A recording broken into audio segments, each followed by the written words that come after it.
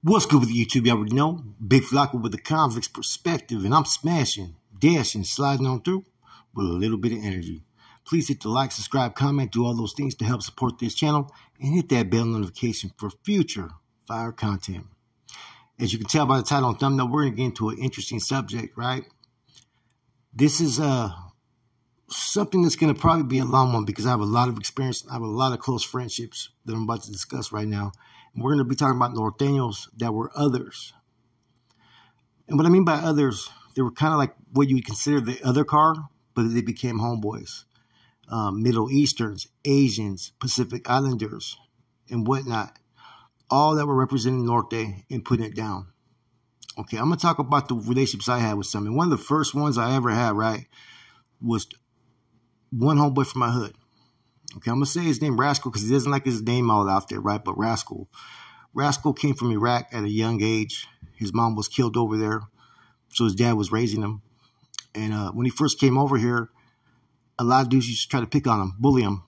So he developed the knack for having to fight people that were jumping him all the time. And he lived in an area that's known in Milpitas at the time in the 90s, which was Temple, North Temple block, which at that time was the Casa Grande apartment, Strawberry Lane, and all that area, right? Which had a lot of black dudes that were from the 225 gang, which was criminals at large.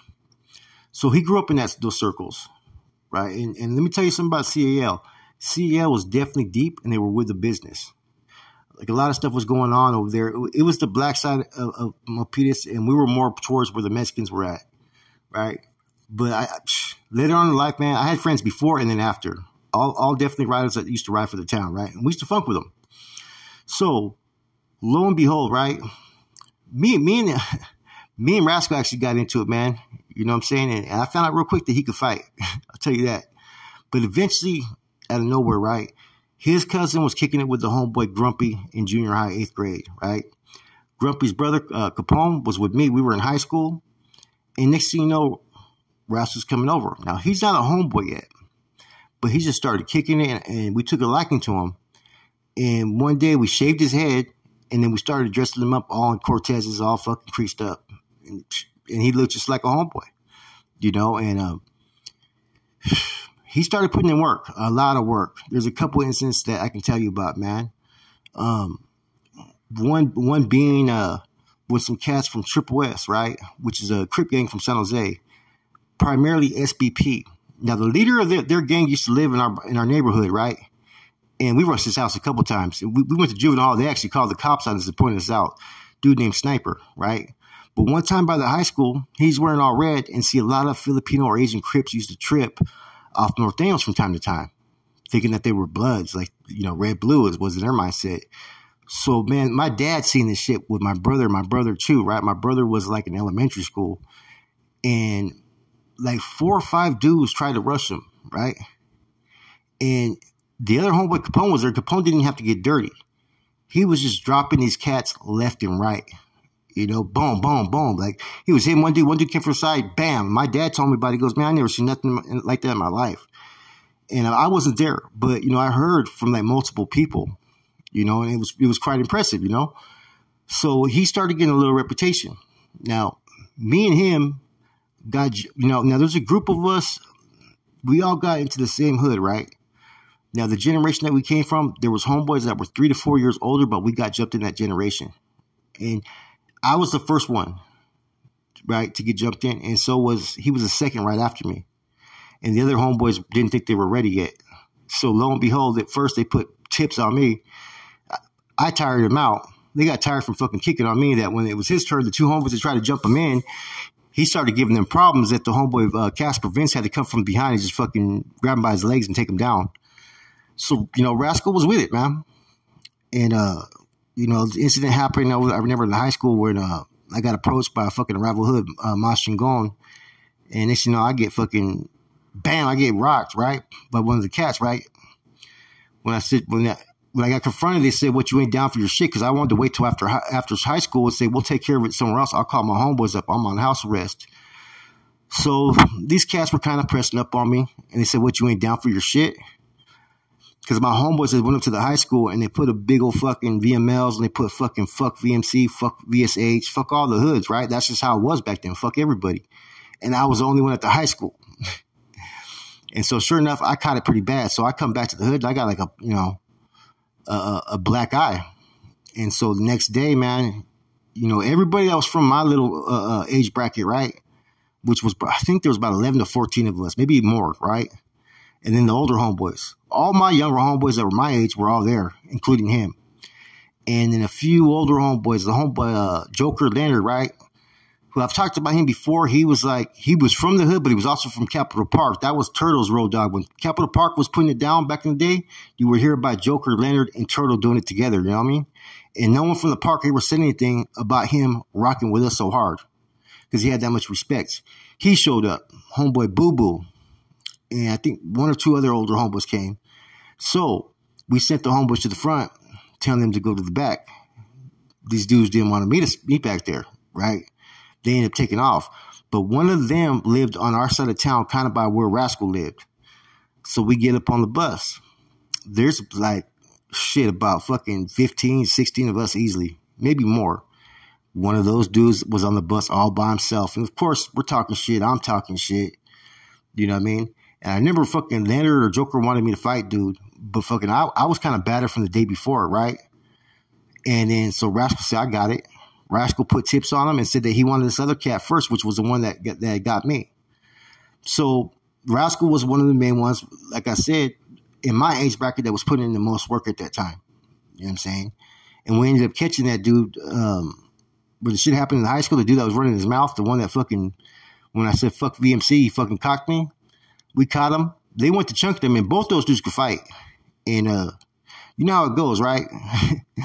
When the fight starts to get fucking at the end and nobody's really winning, we're going to jump in. Rascal fucking slipped and dude tried to kick him. So that's when it went all bad for dude. And we just pretty much terrorized this dude. We beat this dude so bad, it was ridiculous.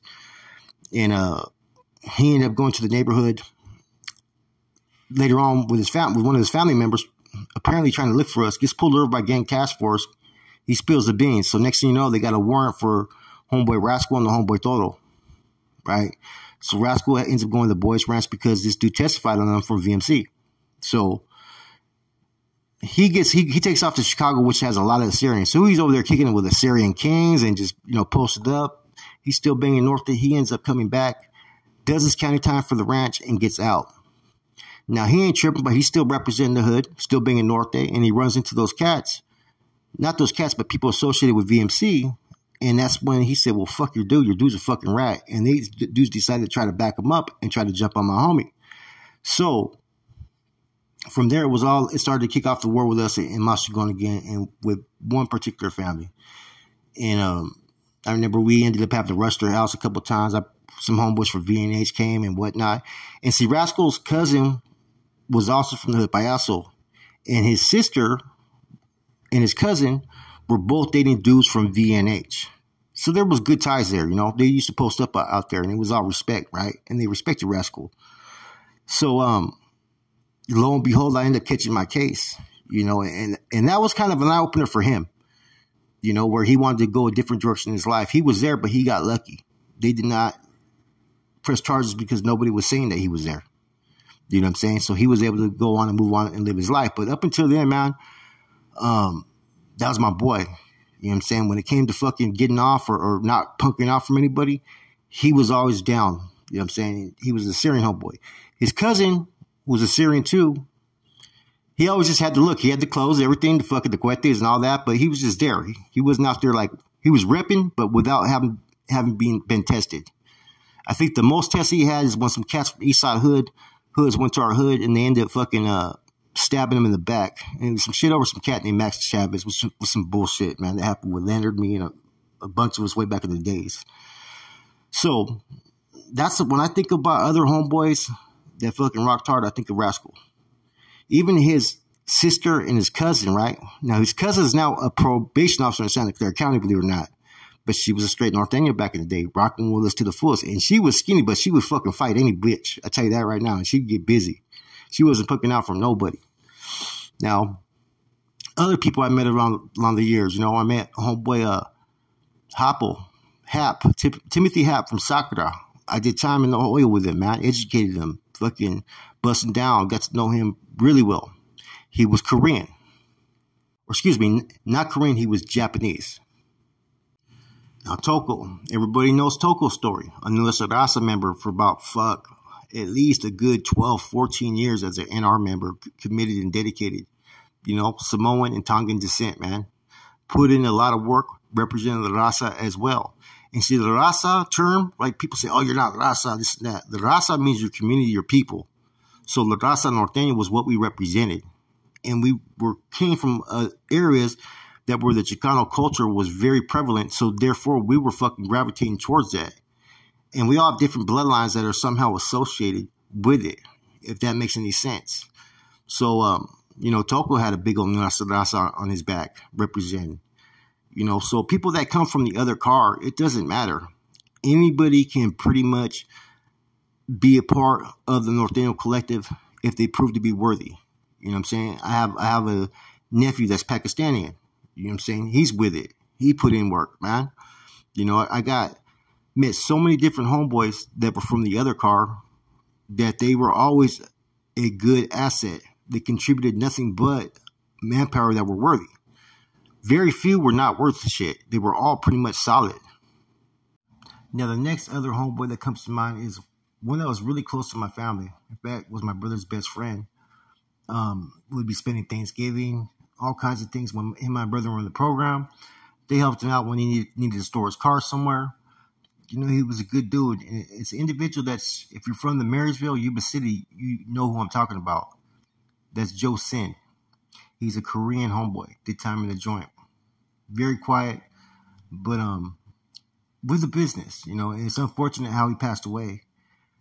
He got a bogus charge put on him, which was one of his exes or current girlfriend at the time who filed some kidnapping charges, and so they had a warrant out for his arrest, which was $500,000. They ended up catching sight of him at some motel. It turns into a fucking chase on foot where shots were fired. They don't know who shot first, right? But one officer was shot in the leg and he was shot elsewhere. He was pronounced dead shortly thereafter. This happened around 2017. And just 6 months before, he would be at my mom's house. You know, like I said, a lot of people know, right? Anybody that knows, right? My mom used to help out a lot of homeboys or our friends, you know what I mean? If they ever needed help and she felt that they needed a chance or somewhere to help them out, she would do it. She did for another homeboy. Fuck, he was Filipino too, the homeboy Chiniquas. She helped get his car one time. And every month, he made a payment every month, man. That's why I got a lot of love for Chiniquas, man. Even when I was locked up, he was still paying until he paid it off. But, yeah, Joe Sin, man. It's unfortunate what happened to him, man. And he left. He was doing a recovery program. And he left because of, you know, a woman. You know, he relapsed while he was there.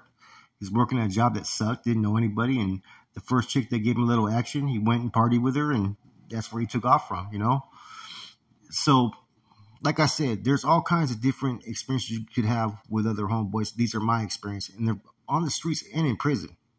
You know, I can't sit there and say nothing negative because the other cars in general, they're well respected. I've always gotten along with them.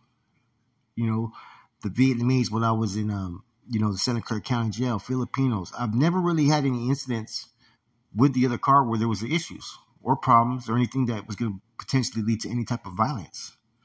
So most of them fit in when they were already rocking with the Norte anyways, because it's just part of their heritage and culture. They're very giving people, but they're also about unity within their people.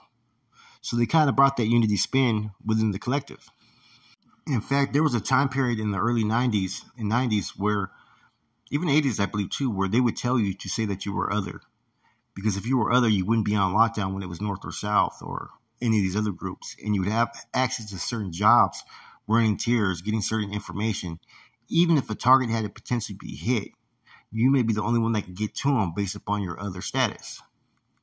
One of the first ever others to reach NF status was Rodney Sharkey Searle. Now, he's the one that created the NF bandera, right? The machete going through the sombrero and whatnot. That was him that actually did that drawing. And it was in honor of Frick Castillo, right? And his death. And it has the droppings from that. He was actually killed himself by an MMA member later on in DVI, I think 1974, by, I want to say Spider. Spider was the one that actually killed him. So he was the first one that was ever, of other nationalities or races that actually became an NF member. So there's been quite a few that were others that were Nortenos. Simone Paul from Frisco. The list goes on. And they've all, like I said, for the most part, I'm sure there's a few that fell off of the wayside, but a lot of them, either continue to bang, or when they get older, as you know, people start to step on back and do their own thing out there in the streets. But every other individual that I've met that was Norteño pretty much were not only an asset, but they rocked the right way. And I think a lot of times that's because being part of a traditionally Mexican gang or organization, and you may have the feeling if you're some other type of race that you have something to prove, but technically they don't. Anybody that comes in that is worthy to the Norteño cause is going to be embraced and treated the same. And that could be good or bad. You know what I'm saying? If you fuck up, you're going to be dealt with just like any other Norteño. There ain't no coming into the system as a Norteño and then deciding to want to run other. That's not going to happen. Once you sit there and commit, you on the list. Now, the others in general, the car, much respect to them. They've always been about their business. They don't let nobody push up on them. They'll defend themselves at all costs, but they conduct themselves right. I will say that. And they're with the shit. I think I'll do a video later on about the other cars, though. But for the most part, like I said, I just listed almost every, nationality, ethnicity that consists of the other car that were actually homeboys. After a while, you don't look at someone by their pigment or what nationality or what ethnicity they are. You just look at them as a homeboy that's there to rock right with you and defend you at all costs. With that said, I hope you guys enjoyed this video. I told a little bit of personal stories, a little bit from the streets, but those are true relationships that I have with people. And I think it's important to show that, not just the prison side, but the street side.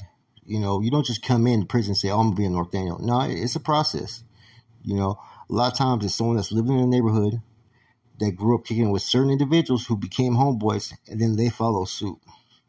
Anyways, hope you guys enjoyed it. Flacco ACP, I'm gone.